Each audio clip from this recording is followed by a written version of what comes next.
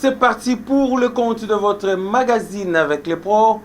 Avec les pros, aujourd'hui, je suis en joie de vous le présenter comme d'habitude. Sur ce plateau, je suis pas seul, je suis avec les habitués de cette émission dont nous allons essayer de réfléchir, d'analyser, de scruter ce qui s'est passé en République démocratique du Congo cette semaine. Il y a eu beaucoup de choses, mais on n'aura pas le temps de tout dire car la télé, c'est le temps. Nous avions relevé quelques points dont nous allons échanger avec les amis après les débats dans nos différentes rédactions.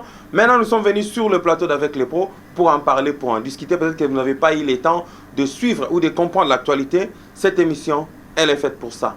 Mesdames et messieurs, bienvenue encore une fois de plus.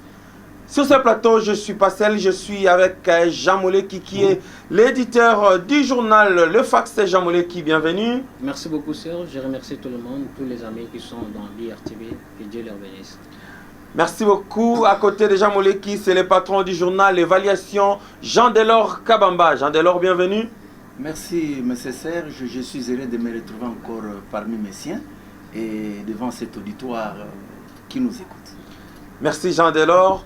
Samuel Mimbou, vers le tout dernier, il est le patron du groupe L'Explorateur. Samuel Mimbou, bienvenue à vous. Merci beaucoup pour l'invitation, c'est cher. Merci beaucoup pour les téléspectateurs de la TV Africa. Et merci pour tout le monde qui nous suit chez eux à la maison. Et bon dimanche à tous. Bon dimanche, moi aussi renchéri par rapport à ce que mon confrère a dit. Bon dimanche à vous, vous qui nous suivez à la maison. Là, je vais vous donner les canevas de l'émission d'aujourd'hui. Nous allons parler avec les amis sur les bicéphalismes qui s'installent ou qui s'est installé au niveau de l'Union nationale de la presse congolaise, l'UNPC en sigle, en rapport avec les congrès qui va être organisé dans la ville côtière de Mwanda, Soupé. Et puis nous allons parler du discours du chef de l'État, Félix Antoine Tshisekedi Tshilombo, lors du 75e Assemblée générale des Nations Unies. C'était en visioconférence. Et puis nous allons parler aussi de le souhait qu'a émis beaucoup de cadres de FCC en ce qui concerne le retour en 2023 de Joseph Kabila Kabange à la présidence de la République démocratique du Congo. À ne pas aussi oublier un pasteur qui s'est dit prophète, Denis Lessi, lui il a dit, il a vu aussi Joseph Kabila en 2023 comme président de la République démocratique du Congo. Nous allons parler aussi du dossier SNEL. Qu'est-ce qui se passe? Il y a eu les jeudis, les vendredis, la police a payé les frais avec les différents journaliers, les journaliers de l'autre fois, qui réclament leur engagement au sein de la Société nationale d'électricité, la SNEL en sigle. Messieurs, je vais commencer par qui? Samuel Mimbou. Voilà, ça tombe bien puisque vous êtes l'un des membres commission. Vous êtes dans quelle commission déjà à l'INPC? Commission de la formation et l'éthique professionnelle. Voilà. Samuel Mimbou, qu'est-ce qui se passe tout autour de l'INPC? Le bicéphalisme s'est installé, hein? Bon, INPC, un monstre à deux têtes. L'Union de la presse congolaise, c'est notre cadre fédérateur des journalistes. Mais il s'est passé quelque chose depuis, il y a de cela une année et demie. Il y a deux courants qui se passent là-bas. Il y a le comité Tshilunde qui a fait mandat, que nous tous nous sommes dedans, et même les camps de putsch, composés par les vice-présidents, oui, Tabasenge, Tambere, Walter Moukeba. La commission de discipline. Oui. Alors, lorsque le président Tshilunde était en mission de service en Tunisie, ils ont fait un communiqué pour les déchoirs, cause de la malgouvernance, etc. Et tandis c'était vice de procédure. Il devait être là pour les déchoirs et puis pour montrer ce qu'il a fait comme le magouille. Mais lorsqu'il était revenu, il avait introduit, comment on appelle ça, la réclamation, un recours. Tandis que dans nos statuts, si on fait un recours, le recours annule la décision. Donc c'est lui qui est le président en fonction de l'INPC, c'est lui qui a le droit d'organiser le congrès pour que les nouveaux animateurs de l'INPC puissent arriver. Mais le vice-président de l'INPC, c'est lui qui s'est dit maintenant, président passé, il considère que Tshilunde a été radié par la commission de discipline. Tandis que c'était vice de procédure. Donc l'INPC aujourd'hui, c'est comme un serpent à double tête. nous avons dit que non, ce sont des liens stars qu'on peut se laver en famille. Maintenant, il y a le congrès à Mwanda et aussi projette un autre congrès au centre Nganda. Nous avons compris que ce sont des bateaux qu'ils sont en train de mettre dans la roue. Toutes ces aventures-là, ça ne profite pas aux journalistes. Ça profite à ces individus qui cherchent à prendre la presse congolaise en otage. Le problème qui est là, donc il y a des consensus qui sont en train de se faire, il y a des pourparlers. Nous espérons que d'ici les 2 ou 5, dans notre congrès de Mwanda, aura bel et bien lieu. D'abord, tous les camps Tabasenge, ils sont tous invités. Ils sont parmi les invités de cette conférence. Mais leur problème, ce n'est pas être invités. Ils sont en train de voir les billets. Donc, c'est un problème de cagnotte. Hein? C'est un problème de cagnotte. Ils ont versé des $100 000 de la fondation Nyakero qui a soutenu. Oui. Alors, ça leur donne des vertiges. Ils cherchent maintenant beaucoup de choses. Ce n'est pas vraiment. Et aussi, ils veulent avoir leur part de gâteau. Donc, c'est ça. Ce n'est pas professionnel. Cette aventure-là, ça fait pitié. Hein? Ça fait pitié. L'INPC devient un gâteau. Chacun peut venir tirer sa part. Oh là là. Aujourd'hui, c'est dimanche. Il y a d'autres. De pourparler, oui. Pour que entre nous les deux parties, tous ensemble, pour que la réussite de ce congrès soit vraiment effective. Sinon, ça ne va pas profiter ni à Tchilunde, ni au camp Tabasenge, encore moins à celui qui a donné son argent pour réussir le congrès. Voilà. Jean Delors, vous avez suivi Samuel Mimbou. Cette histoire, on ne comprend plus rien. Or, c'était un problème d'argent par rapport au cagnotte qui a été débloqué. Hein. Oui. Par la fondation laquelle? À mon point de vue, oui. Il reste que mon point de vue, je sais que c'est une famille, l'INPC, une grande famille. C'est une grande famille qui s'entre-déchire. Oui. Chaque jour dans des réseaux sociaux, c'est lance des colibés. Il faut accepter les hauts, les bas, il faut accepter les tiraillements. C'est comme des enfants qui se tiraillent. Il n'y a pas de problème. Mais les combles est que ici, il y a acharnement. Les amis doivent savoir. Il y a un camp qui s'acharne contre un autre. Là, ça devient maintenant vraiment dommage parce que, comprenez, ce n'est pas professionnel. Maintenant, ça devient un problème de tiraillement entre les personnes. Et ils visent l'argent. Quand on vise l'argent, plus rien ne va marcher. Voilà. Alors, à mon niveau, moi, je demanderais, comme on est en train d'aplanir les montagnes, c'est le moment qu'il faut profiter pour tous ceux-là qui se sont sentis lésés, qui ont besoin de quelque chose, qui s'approchent. Comme aujourd'hui, là, ils sont ensemble pour aplanir les divergences et trouver le consensus, un compromis d'ensemble pour que les 5 ou 7 qui est tenu du congrès comme prévu. Les conseils qui s'attendent, nous sommes en famille. Voilà, Jean Delors a dit que nous sommes en famille, on doit toujours s'entendre, on doit se parler pour planir les divergences, afin que ces congrès soient une réussite totale. Merci beaucoup Serge. J'aimerais ici d'abord évoquer des points essentiels parce que vous savez, lorsque les amis disent, ou les uns ou Larry parle de bicéphalisme au sein de l'INPC, moi je trouve que c'est quelque chose de trop amer, trop aberrant. Vous savez que non, il n'y a pas un bicéphalisme au sein de l'INPC. Vous savez, aujourd'hui, l'INPC, c'est un cadre fédérateur créé par l'État congolais. Si vous voulez dédoubler une structure mise en place par l'État congolais, messieurs, chers amis, on est où là? On est où là, s'il vous plaît? Donc, il n'y a pas de bicéphalisme au sein de l'INPC. Mais il y a des putschistes, que moi j'appelle des putschistes. Les Wenge Tona, des amis qui se sont allés, je ne sais pas moi, créer notre INPC. Ça, c'est vraiment, c'est aberrant ça. C'est vraiment aberrant. Mais l'heure n'est pas encore là. Aujourd'hui, le comité Tchilunde est en train d'organiser pour préparer le congrès qui va se passer du 5 au 7 à Mwanda. Je crois que c'est le moment où que tout le monde devait prendre part pour que, comme a dit mon co-débatteur, même que les linges sales, c'est lave en famille. Ce n'est pas un problème de chercher des tiraillements de gauche à droite, parce que nous savons nous tous, les nez de ces dissidences, c'est le problème d'argent. Or, ce n'est pas ça. L'INPC ne génère pas de l'argent. L'INPC, c'est une structure fédérative. Non, par rapport aux ventes des cartes. Non, même si la vente des cartes, est-ce qu'on vend des cartes chaque jour? C'est une période où on vend des cartes. Oui. Alors, je demanderai à mes amis qui sont de l'autre côté, à mes grands frères qui sont de l'autre côté, Tabasenge et les autres, de pouvoir regagner les bateaux pour qu'ensemble, nous puissions construire ces pays. Ce n'est pas le moment de dispute, ce n'est pas le moment de changer de coups. Or, nous devons être pour élire des hommes capables qui peuvent diriger l'INPC demain ou après-demain. Donc ce n'est pas un problème de guerre aujourd'hui là. Que tout le monde regagne les bateaux et que nous mettons tous ensemble vers Mwanda pour élire de nouveaux animateurs. C'est ça ce qui est important à ce stade ici. Ce qui est important à ce stade, Jean Moleki, nous avions conclu, je crois nous avions conclu avec ce chapitre de l'UNPC, à moins que vous ayez quelque chose où vous émettez un souhait d'ajouter un mot, je ne sais pas. Non, le souhait, c'est seulement qu'on soit ensemble, qu'on soit unis. Le congrès est là, c'est déjà ouvert. Que si jamais ça marche.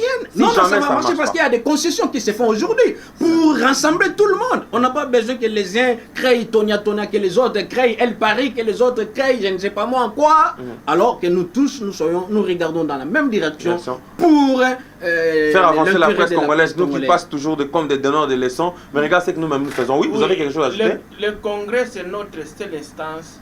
Le Congrès est souverain. Les amis qui sont de l'autre côté, ou bien qui ne veulent pas la tête de M. Tshilonde, c'est le moment de venir au Congrès. C'est là que vous allez donner votre discours pour montrer pourquoi vous condamnez la gestion des comités sortants. Pourquoi vous le connaissez. Peut-être il aura l'ambition de publier encore un autre mandat. C'est là que vous pouvez venir intercaler sa position, ainsi de suite, par le Congrès. C'est le Congrès et les partis qui sont des souverains qui vont décider. Au lieu de faire la politique des chaises vides, c'est ça le problème.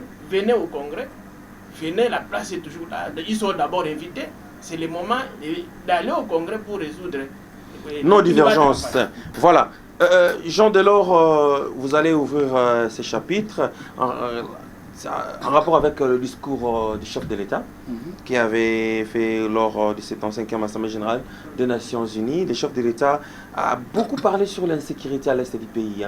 Il a demandé même à ses pairs, à ses homologues, de faire en sorte qu'on puisse couper la tête chez les personnes qui alimentent cette guerre, ceux qui amènent l'argent, ceux qui amènent les matériels, pour qu'on puisse couper la tête, afin que l'Est de la République démocratique du Congo puisse être en paix. Au-delà de ça, il a dit aussi que la guerre que mènent bon, j'allais dire ces énergumènes, je ne vais pas le dire, la guerre que mènent ces rebelles, je ne sais pas si c'est les groupes armés, oui, c'est une guerre qui est asymétrique.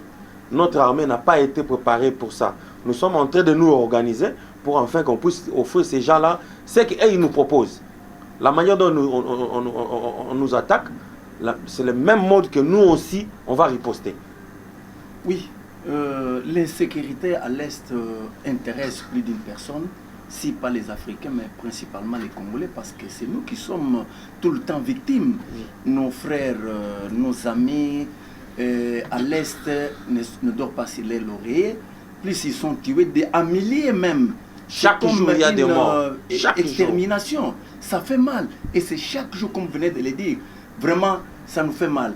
Et notre président a raison de parler de la guerre symétrique qu'il faut généralement, nécessairement plutôt, voulais-je dire, éradiquer. Parce que cette guerre nous met dans l'impasse. Nous ne savons pas aller au développement, un moment voir les social des Congolais, parce que quelque part nous sommes attaqués. Quand chez les voisins ça ne va pas, comment nous allons dormir ici? Ça nous fait pas, ça nous fait mal. Tous les Congolais ou tout Congolais, à l'heure qu'il est, a son oreille tendue vers l'Est, où nos amis sont en train de périr, en milliers. Vraiment, il faut en finir. Il a raison de parler ainsi. Et sa volonté de créer, vous venez de dire quoi? Une brigade. Une brigade de garde, vraiment c'est très important. Tout ça, ce sont des mesures pour éradiquer cette insécurité. Cette insécurité. Parce que ça fait un temps, ça fait plus de 2 décennies. Il avait martelé aussi sur ça, ça fait plus de 2 décennies. C'est nous qu'on est en train d'attaquer, c'est nous qu'on est en train de stocker les minéraux, c'est nous toujours, Quelque part, nous ne sommes pas préparés. Le Rwanda, dans son sous-sol, n'a pas le coltan, mais le Rwanda, curieusement, premier producteur de coltan. Ça vient d'où tout ça? Ça fait mal, et ça dépasse tout entendement. Quand vous entendez parler des histoires comme ça, alors nous devons nous y prendre. C'est pourquoi notre président est décidé d'aller avec ce qu'il a pensé faire. Voilà. Jean Moleki, vous ne trouvez pas que le président a vraiment raison par rapport à ça? On doit d'abord couper la tête de tous ces tireurs de ficelles. Parce qu'aujourd'hui, vous pouvez aller vous attaquer, les rebelles se retranchent dans leur coin. Et puis demain, on vient encore par les tireurs de ficelles, ils viennent encore leur donner l'argent et les matériels. Ils reviennent encore en force. Ils se réorganisent encore de nouveau pour nous attaquer, tuer nos frères et sœurs. Je pense que ce que le chef de l'État vient de déclarer, c'est tout à fait logique. Mais le nez du problème, c'est quoi? Parce que nous sommes nous-mêmes combattus au milieu de nous. Vous savez, il y a des animateurs, des leaders de ces mouvements de rébellion qui séjournent ici dans la capitale, dans des institutions de la paix. Même auprès de ces gens-là qu'aujourd'hui qu'on parle de la MONUSCO. Vous savez, la guerre de l'Est, c'est un problème de minerais. Ce n'est pas un problème de quitte-toi là que je m'y mette. Non, c'est le problème des minéraux. Une fois qu'on résout le problème des minéraux, de la richesse du Congo, je crois que la guerre sera terminée. Mais Jean Moneki, on va résoudre le problème comment? Dès lors que les gens ne veulent pas venir comme ça, d'une manière normale, logique. Demandez au Congo, bon voilà, moi je suis multinational, moi je travaille dans la minerie, je vais maintenant commencer à exploiter. On signe des accords. Il y a des rapports. Mais ils ne viennent pas comme ça, ils préfèrent créer la guerre. Et puis lorsque la population fuit, il y a des rapports qui épinglent certaines autorités de la des rapports mapping, hein? Bien sûr. Mais lorsqu'on commence à mettre la main sur ces gens-là, je crois que non, ce mouvement-là va cesser. Mais et si aujourd'hui, oui, l'idée de créer une base asymétrique, je sais pas moi, en collaboration avec la MONUSCO, c'est tout à fait non. C'est pas, ça date pas d'aujourd'hui. Ça date pas d'aujourd'hui. Même les chefs de l'État son temps, il avait fait cela, il avait parlé de cela. Mais où en sommes-nous aujourd'hui? Mais moi je pense qu'on devait commencer à mettre la main à ces animateurs-là qui séjournent ici dans des institutions de la capitale, qui sont là-bas, qui roulent carrosse, entre-temps ils réaniment ces gens-là pour tuer nos propres frères congolais. Enfin, on devait mettre fin à ces ribicomes-là aujourd'hui. Les gens profitent des minéraux pour vendre, entre-temps ils tuent nos frères congolais. Ce n'est pas logique ça. Vraiment, le sang des Congolais crie beaucoup à l'Est. Il faut cesser. J'en interpelle ici aux institutions de la République de pouvoir mettre un terme. Nous sommes tous Congolais. Ayez quand même pitié de ces peuples-là qui sont traumatisés, qui meurent chaque jour par milliers. S'il vous plaît, on est où là dans ces pays? Il faut mettre un terme à ces histoires parce que le sang des Congolais crie beaucoup. Vous savez, la vengeance de Dieu est plus pure que celle de l'homme. Si nous continuons toujours comme ça, Dieu va agir dans ces pays. Et ces gens-là qui alimentent la guerre, ils finiront un jour à être rattrapés par leur turpitude. Il faut mettre un terme à ces histoires. Ils seront rattrapés dès lors qu'ils arment la main des Congolais pour tuer les Congolais. Un Congolais qui tue ses propres frères à cause d'argent. C'est vraiment dommage. Demain après-demain, la vérité finira toujours par se savoir. Samuel Mbembe, faites-vous foi au souhait qu'a mis le chef de l'État? Oui, le chef de l'État doit prendre ses responsabilités en main.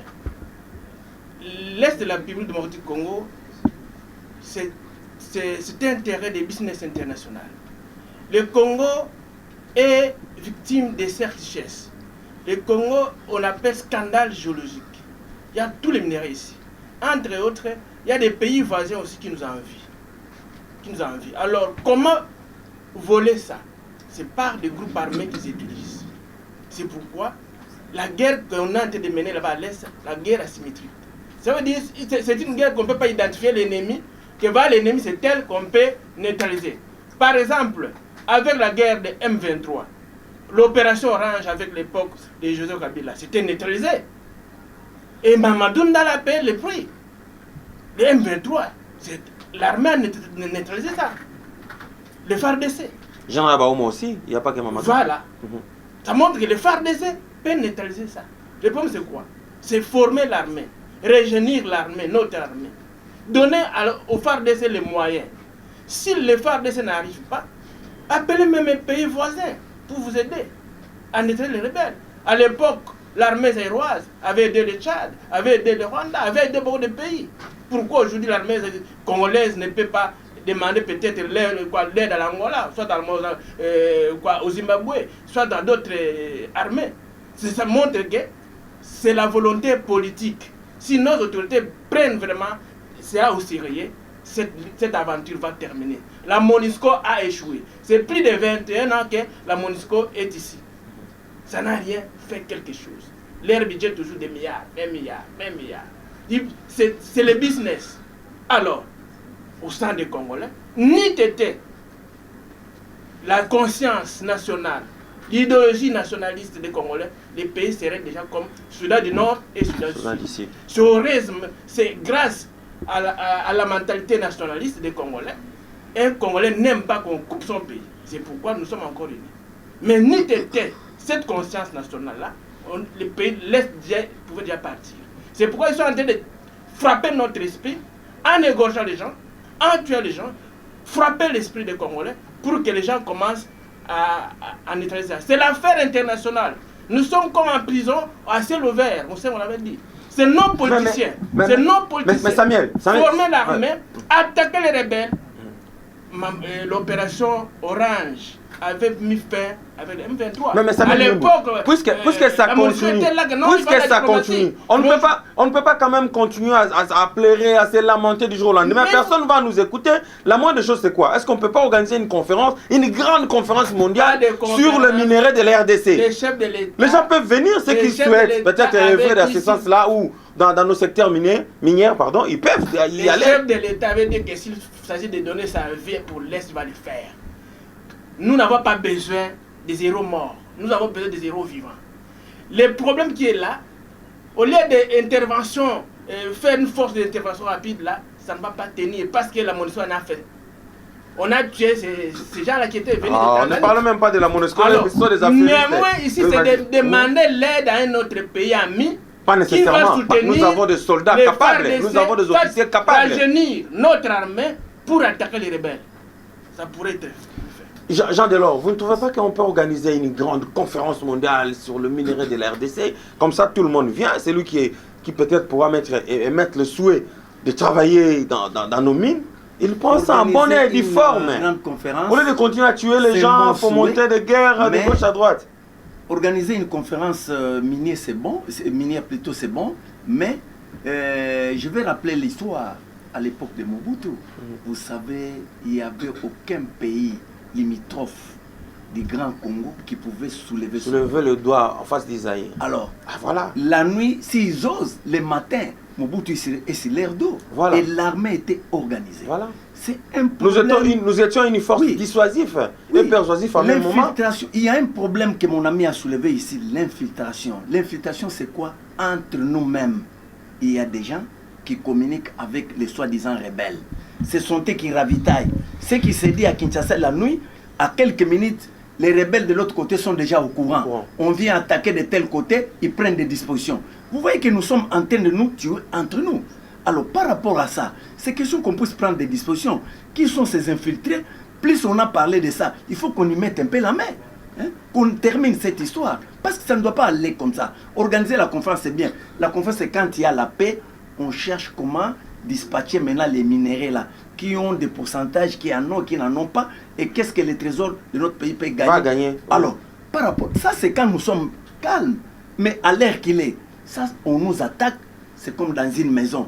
Je suis là, on est en train d'attaquer mes enfants, moi bras croisés, on dit à mes enfants, tenez-moi les sacs ici, je tape votre papa, mes enfants acceptent, ils prennent les sacs, quelqu'un vient, il me bat là, il sort, il va bonnement. Vous comprenez? Quelle sorte d'enfant moi j'ai mis au monde? C'est pareil. Nous devons prendre les choses telles qu'elles sont et savoir comment nous devons nous y prendre. Parce que ici, là, la République a tous les moyens. La République a une armée. Mais une armée qui n'est pas organisée. C'est question qu'on puisse organiser, prendre qui. Nous avons des commandos formés. Où sont-ils partis? Tous ces commandos de l'époque, là, ils sont divisés. Les commandos de CETA, en désordre, ils sont partout là.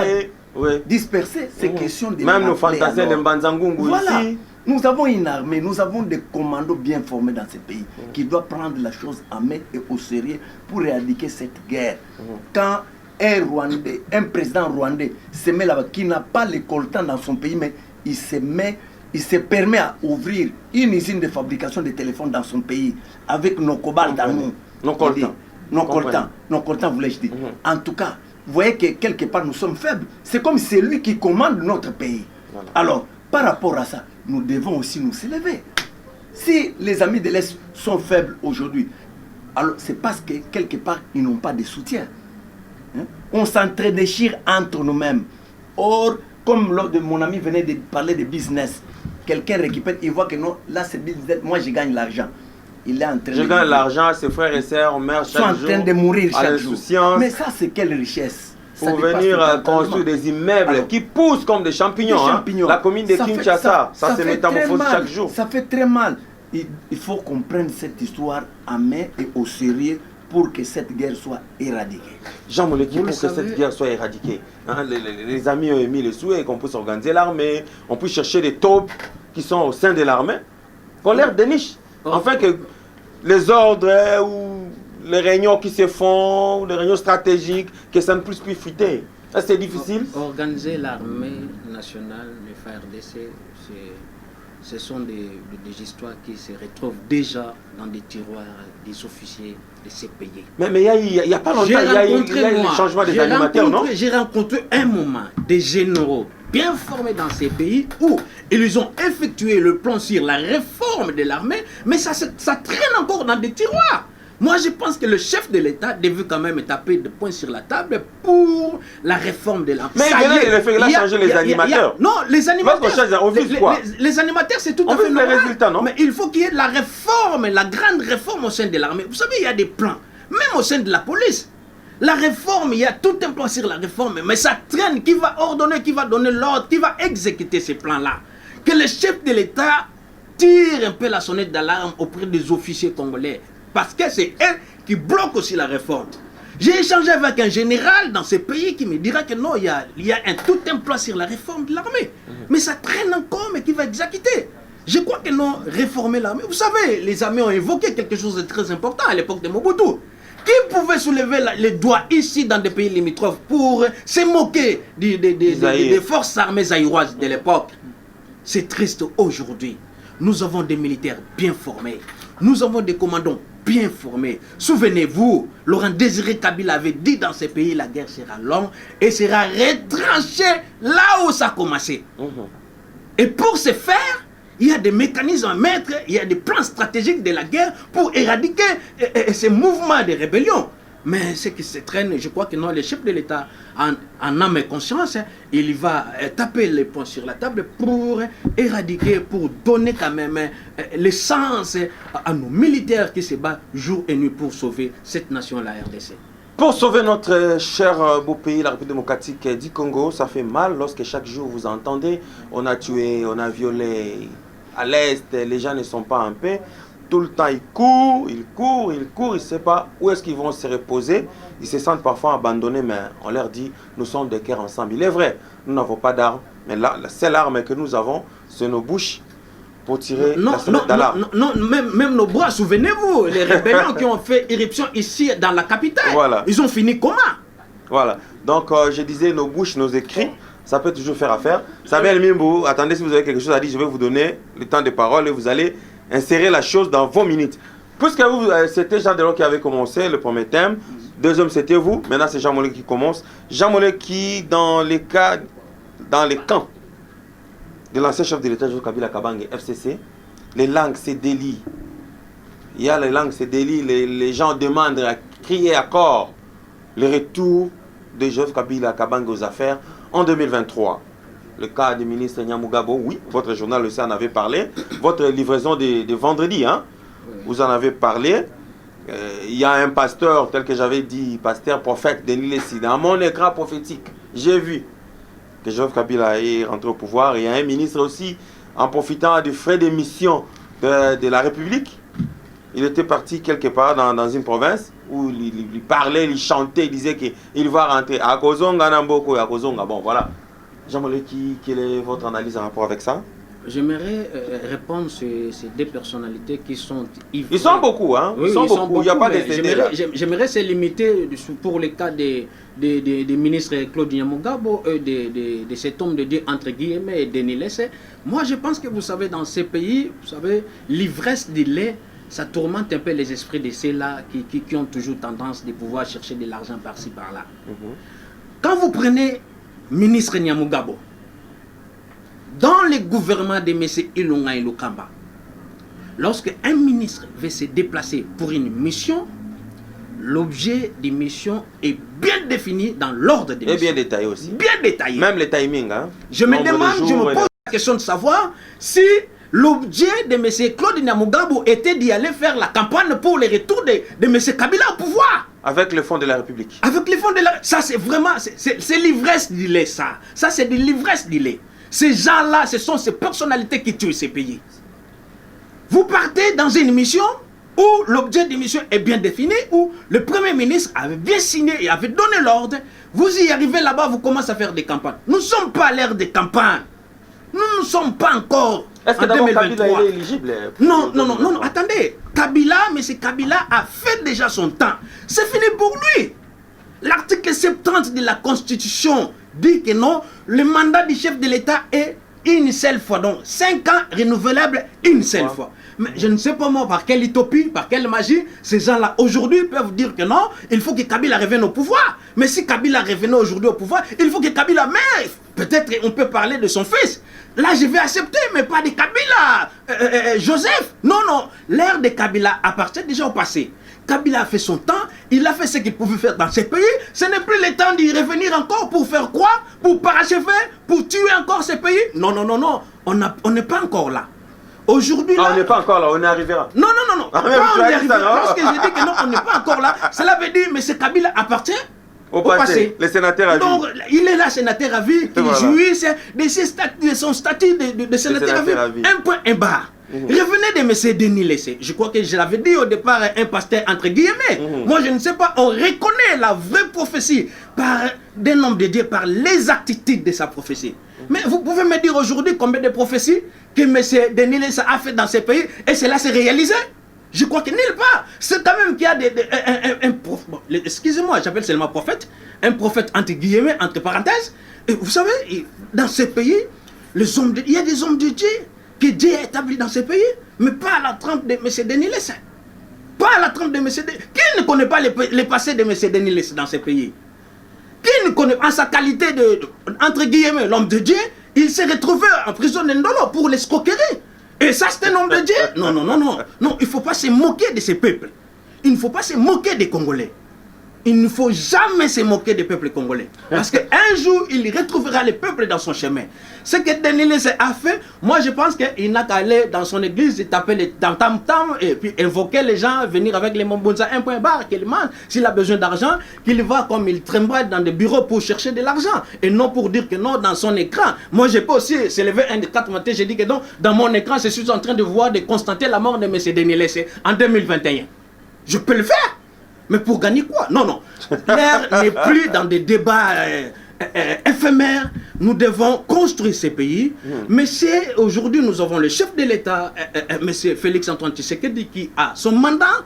Il exerce son mandat. Nous entendons peut-être à la fin de son mandat, le peuple va lui demander le bilan de son mandat. Et si le peuple décide encore de le placer encore pour un autre mandat de 5 ans, c'est logique. Mais pour le cas de M. Kabila, que les gens du FCC se taisent parce que l'ère n'est plus au retour de Kabila. M. Kabila appartient déjà au passé. Il a aujourd'hui son statut de sénateur à vie qui lui jouisse de son statut dans ce pays. Un point, un bar. Voilà, Jean Jean Mollet qui, vous savez, hein, je l'ai toujours dit, lui, lorsqu'il parle, il ne met pas les gants, il n'aménage pas, il parle comme il pense. En fait, il a dit, hein, les prisonniers d'hier, quelqu'un qui a été condamné par l'escroquerie aux prisons d'Indolo, aujourd'hui il se lève pour dire qu'il est prophète, il voit dans son écran prophétique l'ancien chef de l'État, Joseph Kabila Kabange reviendra aux affaires en 2023.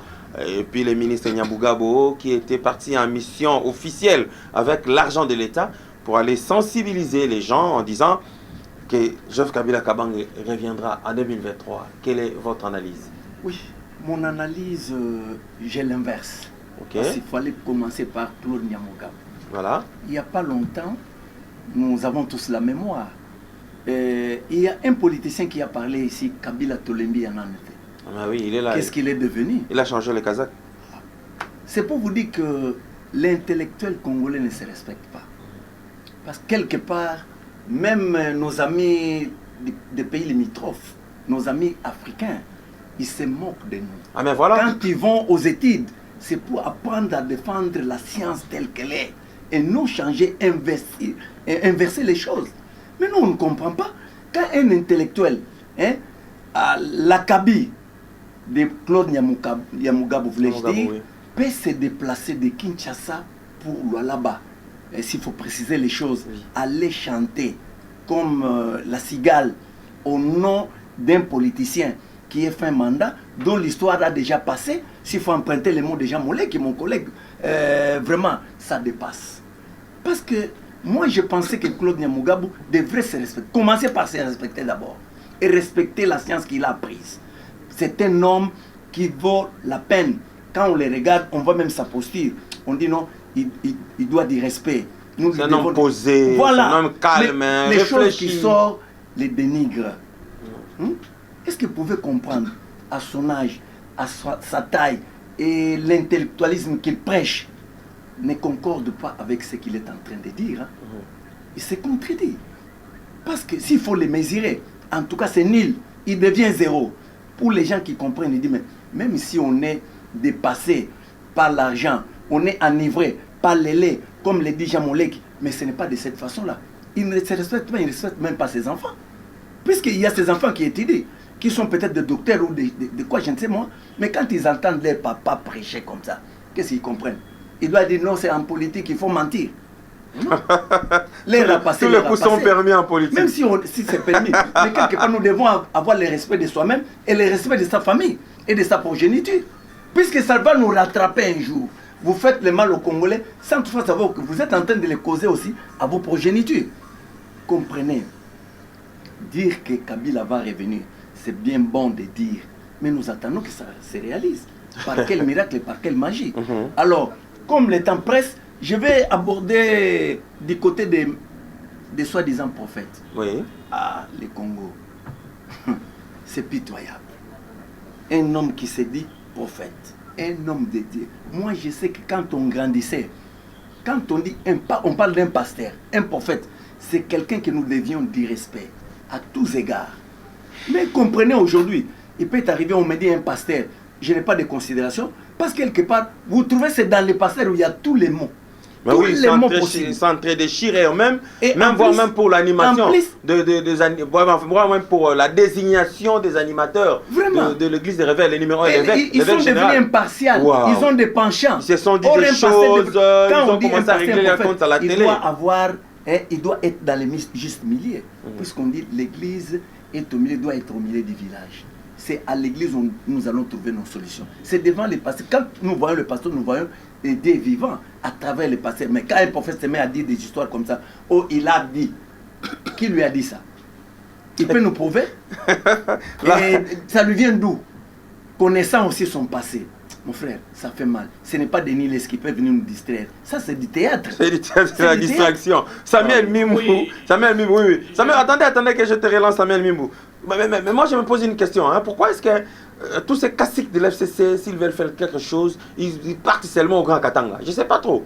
L'autre, quand il parlait, quand on lui avait tiré à boulet rouge partout, Kabang et nous, mais pour ne pas les citer, par rapport aux propos xénophobes, tribalistes et le reste, pourquoi est-ce qu'ils partent toujours au Grand Katanga pour dire les choses? Pourquoi? Bon, le Katanga, c'est le fief du chef sortant Kabila. C'est son fief. C'est là où il y a beaucoup de gens qui pensent qu'un jour Katanga aussi devienne un État indépendant. Alors ces pensées-là, c'est pourquoi des fois il fallait instrumentaliser le Katanga pour prendre toute la nation. Ça, c'est mes analyses personnelles. J'allais revenir sur les FARDC. Non, vous allez ajouter quelque chose, c'est pas un problème. Laisse Samuel avancer. Sur les FARDC. Si les FARDC aujourd'hui... Gère vos minutes, hein? Oui, je gère mes minutes. Ouais. Ils ont pris beaucoup de temps. Moi, Oh non, nous alors, sommes quand même, nous donnons la parole d'une manière équitable, papa. c'est ça, alors.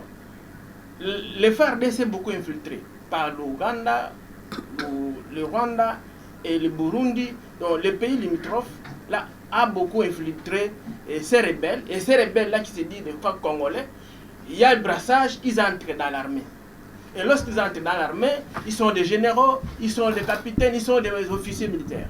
Et maintenant, les FARDC n'arrivent pas à faire front aux rebelles. C'est cette infiltration-là qui neutralise notre armée. C'est pourquoi les chefs d'État parlent de la guerre asymétrique. Donc, on ne sait pas qui est vraiment l'ennemi. En outre, l'Est de la République du Congo, c'est une population hétérogène. il y a des enfants, des parents rwandais, maman congolais, papa congolais, maman rwandaise, donc maman rwandaise, ainsi de suite, ougandaise. Mais il n'y a pas que là-bas, même au Bas-Congo ici, parce qu'ils sont des provinces frontalières avec les pays voisins. Ici, l'Angola ne nous envie pas. Si nous partons même à l'Équateur, le Grand Équateur, c'est la même chose. L'Ouganda, Burundi, oui, centrafricain, même au Grand Nil, on appelle ça comment? La province orientale, l'extra-province orientale, c'est la même chose. Mais là-bas, ces pays-là envient le Congo. Envient le Congo. Et des fois, ils utilisent beaucoup de moyens pour attaquer la RDC. Et c'est ça qui fait que notre armée, des fois, n'arrive pas vraiment à tenir le coup. Avancer, Samuel, avancer, on n'a plus à par exemple, on formait bien l'armée, comme le faisait le président Mobutu, prendre les gens de l'Équateur, les envoyer à l'Est, les gens de l'Est, les envoyer au Bandundu, ça va faire vraiment l'unité nationale. Voilà. Et Kabila reviendra ou bien ne viendra pas. Voilà. Kabila, c'était un homme politique. Il a son parti, c'est lui l'initiateur du PPRD. Il est revenu pour faire sa politique et sa plateforme politique qui est le FCC. Mais revenir au pouvoir, il est limité par notre constitution. À moins qu'on change la constitution, à moins qu'on nous donne notre français, je ne sais pas, la population congolaise n'est pas dupe. Kabila fait ses 2 mandats, c'est fini. Qu'est-ce qu'il n'a pas fait pendant les 21 ou pendant les 18 ans de pouvoir qu'il viendra faire encore? Il est déjà périmé. Il est déjà terminé. C'est toi qui les vois comme ça. Hein? Sa famille politique, il ne dit pas ça, il a encore beaucoup à donner. Qu'est-ce qu'il va donner? Sa famille politique pense qu'il a encore beaucoup à donner dans ces pays. Lorsqu'il était trop jeune, il a fait ce qu'il pouvait faire. Il pouvait faire ce qu'il a fait. Il a fait 1+4. Il a fait beaucoup de choses. Il a fait première élection, deuxième élection. Oui, c'est ce qu'il a fait. Maintenant, il est fini. Il est en retraite déjà politique. Bien sûr, il va continuer aussi sa vie. Mais revenir encore aux hautes fonctions de l'État, à moins qu'on change la constitution. À moins qu'on change la constitution, moi en tout cas, là, en tout cas, la population coloniale n'est pas dupe, je ne vais pas sur encore quel crédit. Parce que, n'oubliez pas qu'il a des dossiers sales qui pèsent sur sa tête. Mais c'est Kabila a des dossiers sales qui pèsent sur sa tête. Bosco Tanganda, le Terminator, aujourd'hui on parle de plus de 6 millions. De 6 millions de morts congolais, massacre de l'Est là-bas. Qui avait soutenu M. Bosco Tanganda, qu'il est ici pour la paix? On ne peut pas l'extrader à la CPI. Ce n'est pas M. Kabila. Et les gens ont oublié ça. Bosco Tanganda. Lorsque ça barde, on l'arrête, il arrive là-bas à la CPI, il s'est dit il est rwandais. Mais ici qu'il avait beaucoup soutenu, qu'on ne peut pas l'arrêter. C'était un Congolais. Qui a soutenu Laurent Kunda, qu'on ne peut pas les arrêter. Ils ont fui. C'est M. Kabila. Alors la population congolaise a oublié tout ça. Parce que Bosco Tanganda, il avait dit on ne peut pas arrêter Bosco Tanganda ici, c'est au nom de la paix. Aujourd'hui, Bosco Tanganda est à la CPI. Et il s'est dit là-bas Congolais. Mais ici, il se disait qui? Non, il s'est dit là-bas Rwandais, ici, il se disait Congolais. Non, là-bas, il se disait... il s'est dit Rwandais, mais ici, on clamait qu'il est Congolais. Congolais, puis général, était soutenu par le régime Kabila. Voilà. Tous ces dossiers-là, sales, ça pèse sur la tête de Kabila. Et toute la communauté internationale connaît ça. Et il y a beaucoup de dossiers sales qui pèsent sur sa tête. Beaucoup de gens connaissent ça. Aujourd'hui, vous prenez encore son retour aux politiques. Vous allez effacer notre mémoire ou comment? Ou bien vous allez nous tuer, nous tous, ou comment? Mais c'est Denis Lessi et les autres là. Ce sont les charognards qui cherchent, qui font la politique du ventre. Ils savent que Kabila déjà pendant 18 ans, il a l'argent. Alors s'ils font leur apologie, on va leur donner l'argent, et ainsi de suite. Mais néanmoins, ce ne sont pas des hommes normaux. King Kemlou m'avait dit ça, Kabila Totoniote. Il a changé le cas, il est maintenant là-bas à Cache. Hein? C'est la politique congolaise. Et Kabila aussi n'est pas dupe. Il connaît tous ces gens-là. Voilà. Il les a travaillé avec eux. Ils les connaissent. Voilà. Donc on ne va pas enlever notre cerveau, à moins qu'on va prendre les jeunes enfants de 7 ans qui vont voir que voilà un autre cercle qui est venu. Mais nous qui avons vécu l'époque, nous ne laisserons pas que... Dans 30 secondes, je voulais revenir par rapport à la question posée à M. Mimbou de savoir pourquoi tout, quand ça barre à Kinshasa, il y a des répercussions au Grand Katanga. Et ça commence de là. Vous savez, les Katanga, jadis même aujourd'hui, c'est ça les poumons économiques de ces pays. Évidemment. C'est là où c'est traité la politique. S'il faut remonter l'histoire ou les filières, s'il faut bien le dire, vous savez, la sécession, c'est dans les têtes des gens. Alors ils se disent tout le temps là, s'il faut manquer à Kinshasa, il faut partir par les Katanga pour déstabiliser les pays. C'est ça leur vision, c'est clair. Ils savent que s'il faut partir par Katanga, on doit stabiliser les pays, puisque tous les Congolais ont les yeux braqués sur la richesse et l'économie du Congo ne respire que par les Katanga. Avec la GECAMI qui est miettée aujourd'hui. Voilà, Jean Delors, puisque vous avez la parole, ça c'est vraiment la toute dernière fois que vous me prenez parole, vous tous. Je vais vous donner, bon, pas la toute dernière fois, mais du moins, c'est le tout dernier sujet. En fait, prenez 1 minute, bon, 2 minutes. Vous prenez 2, Samuel prendra 2, Jean-Monique prendra 2. Si vous pouvez placer un mot sur ce qui s'est passé à la SNEL les jeudi et les vendredis. Oui, jeudi et vendredi à la SNEL, c'est une réclamation fondée des journaliers qui, parmi eux, il y a de ceux-là qui ont fait 5 ans, 6 ans, 10 ans, 15 ans, 18 à 20 ans journaliers. Ils réclament une reconnaissance pour qu'ils soient engagés. Non, c'est une démarche loyale. Et si l'employé trouve qu'il y a lieu d'engager ces gens compte tenu de leurs réclamations, il n'a qu'à le faire. C'est dans leurs droits. Moi, je ne vois pas ce que je peux ajouter ou retrancher. Voilà, Jean Mollet qui l'évaluation a dit, c'est dans leurs droits, c'est à l'employé de trancher. Jean Mollet, si vous connaissez bien ces dossiers, et à quand ces gens-là verront le bout du tunnel? Comprenez, quelqu'un qui travaille, qui preste pendant 20 ans comme journalier, il n'est pas protégé? Merci beaucoup. Je crois que le problème de la SNEL, c'est un problème qui touche aussi la vie sociale du peuple congolais. Retenez qu'à la SNEL, le nombre effectif des agents cadres, c'est 6 000 agents cadres. 6 000 agents cadres. Oui. Qui devaient ça, être c'est le engagés par nombre la SNEL. effectif. Non, qui travaillent. L'effectif des agents cadres de la SNEL. Mais il faut qu'ils soient assimilés pour toute la République. Pour toute la République. Mais qu'est-ce qui cause problème aujourd'hui? Les DG, les ADG, les directeurs qui se sont succédés à la tête de la SNEL, ils ont arrivé à engager ou à avoir 5 900 journaliers. Quand vous prenez 5 900 journaliers plus les 6 000 agents, le nombre est doublé. Maintenant, l'actuel comité de gestion, que je n'ai jamais soutenu, mais moi j'ai fait des analyses objectives. Il devait résoudre les problèmes des journaliers. Il y a des journaliers, comme a dit mon frère, ils ont fait des 10 ans, 20 ans voire même. On devait résoudre les problèmes des journaliers. C'est comme ça la SNEL a pu penser aux sous-traitants. Ils ont fait appel à la CESOMO, à l'Afrique Intérim, pour résoudre un peu les problèmes des journaliers. Pour ce faire, la SNEL a pris contact avec l'INPP pour les tests psychiques d'embauche. On a d'abord procédé, on a fait la listing de 5 000 agents, 5 900 agents plutôt journaliers. On a fait des exercices psychiques d'aptitude physique.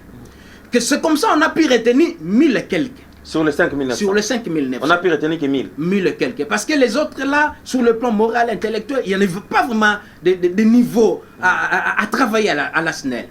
Alors, les 1000 recrues là, ils sont allés à l'INPP pour les tests psychiques. Et les 1000 ont passé les tests. Ceux qui ont réussi, c'est au nombre de 600 aidés. Qu'est-ce que la SNEL avait dit? Comme on a pu retenir, comme ceux qui ont réussi, sont au nombre de 600. Mais les données réelles que la SNEL en a besoin, c'est de 300 aidés. Mais comme ils sont au nombre de 600, ils vont maintenant prendre les 600, tous ces 600 personnes réussies. On va retenir les 300 aidés premiers. Les restes, on va leur donner leur décompte final. Voilà, pour qu'ils partent. Pour qu'ils partent. C'est chose qui a été faite en collaboration avec les services de sous-traitants qui travaillent en collaboration avec la SNEL. Maintenant, les 300 aidés qui sont restés et qui devaient prester, qui devaient signer le contrat avec la SNEL, c'est là où il y a les problèmes. Certains disent que non, nous avons réussi, mais sur la liste, nous ne sommes pas affichés. Ok. Or, on avait bien dit, les 600 récits, on ne va pas engager les 600, mais on va engager les 300. Les 300 restants, on va leur donner des décomptes finales. D'accord. Mais là, il n'y a pas de problème. Que mes amis qui travaillent, qui n'ont pas réussi, qu'ils prennent un peu leur patience en mal, parce que c'est l'entreprise de l'État. L'État a besoin de recader toutes ces choses-là qui s'effectuent auparavant par des directeurs passants. Vous savez, si je vais y parler ici pour le problème de la SNES, ça va nous prendre un peu des heures. Ça va nous prendre le temps du temps, Jean-Molé. C'était ça, en bref, c'est ça la réalité de ce qui se passe. Ça même, vous prenez des minutes sur des annonces. Je ne sais pas si notre confrère travaille à la SNEL. Le problème qui est clair, les journaliers et les gens qui ont fait les tests réclament les injustices qu'ils ont constatées là-bas. C'est pourquoi ils ont fait leur descente là-bas les jeudis et les vendredis. Et la police est en train de les chasser. Et ils ont promis de revenir les lundi, ils vont saisir même la présidence. Le problème c'est quoi? La SNEL a lancé la vie de recrutement. Les gens se sont présentés, ils ont fait les tests. Mais elle dit ceci. Au lieu d'engager les gens qui ont fait les tests, les directeurs, les connaissants, ils ont engagé leurs frères, leurs neveux, et ainsi de suite. Néanmoins, le ministère de tutelle ou son DG devait diligenter l'enquête pour voir ce que disent ces agents-là, c'est vrai ou faux. Voir la direction des ressources humaines pour savoir est-ce que c'est vrai, ce n'est pas les gens qui ont fait les tests qui sont engagés ou bien qui a fait les tests. C'est ça les revendications. Et maintenant, la police est en train de les chasser. Même la presse ne fout même pas son nez là-bas. Même un journaliste, quand tu viens, on te chasse. On te chasse, tu ne peux pas avoir l'accès à l'information. C'est ça où le DG Kayombo a échoué. Les journalistes, s'il arrive, c'est pour avoir la vérité, c'est pour avoir l'information à la source et pour donner l'opinion. Mais non, jeudi et vendredi, aucun journaliste, tu arrives, tu es journaliste, tu n'entres pas. Tu n'entres pas, là je te dis. Et si ça continue, le DG Kayombo va faire la guerre avec la presse. Parce que ce n'est pas sa société, c'est la société de l'État. D'abord, la SNEL croque la population, les abonnés. La SNEL croque, donc croque même les travailleurs et l'État même. Voilà pour la gratuité de l'eau, de mois d'avril et mai, et même de l'électricité. On l'a soutenu, on a publié. L'État a donné l'argent. Mais aujourd'hui, les factures de la SNEL vont demander aux abonnés. Ça a multiplié. En fonction de quoi? Alors, maintenant, en tout cas, on a plus non, je continue. On n'a plus de minutes, Samuel. La question des journaliers, ça ne date pas aujourd'hui. Chaque comité de gestion a bien géré cette situation. Comment le comité de Mbala avait géré ça? Comment d'autres comités de services ont déjà géré ça? Mais seulement avec M. DG Kayombo, il doit mettre du sérieux dans son travail. Et d'abord, ces journaliers-là, ils ont déjà saisi la présidence. C'est à lui de défendre devant les autorités. Voilà, vous étiez nombreux en train de nous suivre dans vos maisons. C'était votre magazine ou votre émission avec les pros. Avec les pros aujourd'hui, j'étais avec les habitués de ces plateaux. Jean-Molé qui du journal Les Fax. Il y a Jean Delors du journal L'Évaluation. Samuel Mimbou du groupe de presse L'Explorateur. Il me reste plus qu'à vous dire merci de nous avoir suivis et de vous fixer rendez-vous au prochain numéro de votre magazine. Vous suivrez cette magazine en rediffusion lundi à 16h. Restez branchés au programme de BRT Africa. Au revoir.